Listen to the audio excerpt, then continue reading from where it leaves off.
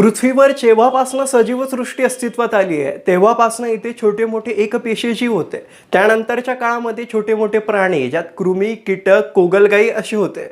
सर्वात शेवटी इथे पाठीचा कणा असलेले मासे. त्यानंतरच्या काळामध्ये इथे माणसांची उत्क्रांती झाली आहे. म्हणजे उत्क्रांतीच्या एकूण टप्प्यामध्ये माणसं सगळ्यात शेवटी जरी असली तरी सुद्धा विकासाच्या टप्प्यात ती सगळ्यात अग्रेसर आहेत. पण हा विकास नेमका पर्यावरणाला धरून होतोय का? विकास आणि पर्यावरण या दोनही संकल्पना आम्ही वेगळ्या पद्धतीने जर ठरवल्या तर त्याचा विरोधाभास होत तो विरोधाकडे वळतोय का? आणि म्हणून याच विषयावर माझं मत व्यक्त करण्यासाठी नमस्कार, मी कुमार चौधरी ऋषभ सुशील, सावित्रीबाई फुले पुणे विद्यापीठाचा विद्यार्थी. विषय बोलतोय विकास आणि पर्यावरण. आता विकासाच्या शाश्वत संकल्पनांचा उहापोह आम्ही कित्येक दशकं विसरलो आहोत. आम्हाला पर्यावरणाचा ऱ्हास होतोय हे कळतंय, पण आम्हाला ते उमजत नाही. आम्ही त्याबद्दल क्रियाच करत नाहीये. म्हणजे गेल्या कित्येक दशकांमध्ये आम्ही शुद्ध हवा घेतोय का? तर नाही. आम्ही शुद्ध पाणी पितोय का? तर नाही. दिसायला शुद्ध आहे, प्युरिफाईड वॉटर घेतोय, पण आम्हाला कळत नाहीये की आम्ही किती मोठ्या प्रमाणावर परिसंस्था ढासळवतोय. म्हणजे जर विचार केला तर दरवर्षी प्रामुख्यानं अनेक संस्थांच्या अहवालातनं असं निदर्शनास आलंय की सरासरी आपण 10 लाख जीवांचा मृत्यू फक्त समुद्रात दूषित पाणी सोडल्यामुळे किंवा वायू प्रदूषके किंवा वेगवेगळ्या पद्धतीच्या प्रदूषकांमधून करतोय. मग हवेच्या प्रदूषणाचं नेमकंही तेच आहे की त्यामुळे अनेक जीवांचा मृत्यू होतोय. या सगळ्यातनं आम्ही एका भयंकर अरिष्टाला सध्या लढतोय, ते म्हणजे कोरोना. आता कोरोना हे लक्षण आहे की एका मोठ्या विशिष्ट आजाराकडचं. ते आजार म्हणजे पर्यावरणीय समस्या. आम्ही वेळोवेळी अनेक राष्ट्रांनी स्वतःच्या राजकीय इच्छाशक्तींचा वापर करून अनेक प्रकल्प कुठे ना कुठे स्थापन केलेत, कॉन्क्रिटीकरण केलं आहे. जिथे रस्ते आहेत तिथे सुद्धा अनेकदा आम्ही जंगल तोड केली आहे. आम्ही कित्येक झाडांचं नुकसान केलं आहे. इतकंच काय तर ॲमेझॉन हे भारताचं नाही तर संपूर्ण पृथ्वीचं फुफ्फुस मानलं जातं, त्याचं सुद्धा आम्ही मोठ्या प्रमाणावर नुकसान केलं आहे. ब्राझीलचे पर्यावरणप्रेमी डेव्हिड लापोला असं म्हणतात की ज्यावेळेस ॲमेझॉनमधून अशा दुर्मिळ प्रजाती बाहेर पडत आहेत तर त्या दुर्मिळ प्रजातीमध्ये असलेले अनेक जीवाणू विषाणू माणसाच्या शरीरात जर भविष्यात येऊ घातले तर ते कोरोनापेक्षा महाभयंकर अरिष्ट असू शकतात. मग आम्हाला कळतंय, पण आम्ही त्या दृष्टीने का जात नाहीये?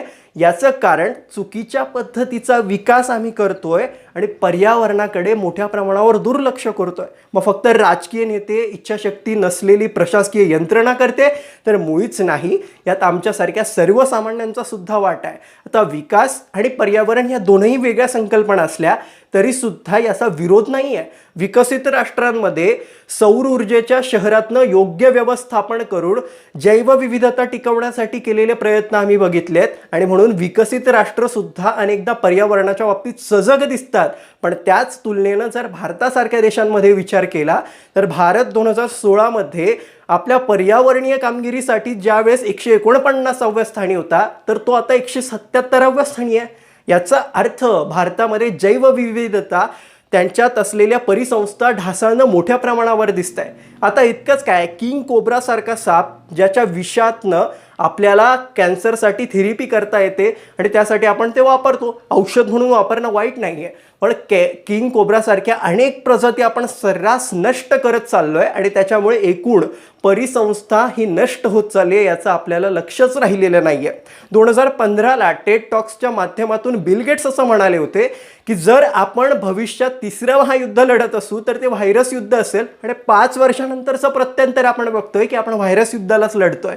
आता हे असे कित्येक व्हायरस पुन्हा निर्माण होतील, पण त्यासाठी आपली एक प्रशासकीय यंत्रणा आहे का? आपली आरोग्य यंत्रणा तितकी आहे? आपण आर्थिक अहवाल, GDP मोजतोय, पण आपण वैद्यकीय सुविधा, आपण आपल्या नागरिकांची काळजी घेण्यात कमी पडतोय. आपण पर्यावरणाचा आणि नागरिकांचा सहसंबंध नष्ट करतोय. बऱ्याचदा हे लक्षात आलंय की समुद्रामध्ये 10 लाख जीवांचा मृत्यू होतोय, पण ज्यावेळेस त्या माशांमध्ये असलेलं मर्क्युरी जेव्हा माणसाच्या शरीरात जातं, माणसाचं पोट दुखतं, मग त्याच्या टेस्टिंग होतात, रिसर्च होतो, त्यानंतर माणूस त्याकडे सजगतेनं बघतोय. हे रशियात घडलंय, भारतात सुद्धा पुढच्या काळात येऊ घालेलंच. पण याच्यातनं आम्ही शहाणे होतोय का? तर मुळात नाही. आणि होत नसू तर आम्हाला आता शहाणं होण्याची गरज आहे. कारण ज्यावेळेस कार्बन डायऑक्साईडचं चक्र आम्ही म्हणतो ना की 1960ला ते 330 ppm होतं आणि आत्ताच्या काळात 2020ला हे कार्बन डायऑक्साईडचं प्रमाण जवळपास 600 ते 630 ppm इतकं आहे. म्हणजे जवळपास दुपटीनं. म्हणजे आम्ही शुद्ध हवा सुद्धा घेत नाहीत. आम्ही फोटोसिंथेसिसच्या प्रक्रियेमध्ये बाधा आणतोय आणि तरीसुद्धा आम्ही जर अजून शहाणे होत नसू तर विकास आणि पर्यावरण याचा समतोल राखण्यासाठी आम्हाला फक्त कायदेशीर बंधनं आखून चालणार नाही आहे. आम्हाला प्रत्येकाला इथे सुदृढ व्हावं लागेल, सजग व्हावं लागेल, तरच कळेल. अगदी साधंसं उष्ट खरगटं आम्ही जेव्हा उघड्यावर फेकतो त्यातून मिथेन वायू बाहेर पडतो आणि तो सुद्धा पर्यावरणास धोका ठरू शकतो. आम्ही या छोट्या छोट्या गोष्टी केल्या, कचरा योग्य ठिकाणीच टाकला तर आमचं कित्येकसं मोठं नुकसान थांबू शकतं. मला वाटतं हे थांबण्यासाठी योग्य जैवविविधतेचं व्यवस्थापन, सौर ऊर्जेतनं शहरांची निर्मिती आणि अपरंपरागत इंधन ऊर्जेंचं प्रकल्प आपल्याला राबवावे लागतील. त्यावेळेसच आपण या पर्यावरणीय समतेतनं बाहेर पडू. ते पडूयात इतकाच आशावाद. मनःपूर्वक धन्यवाद.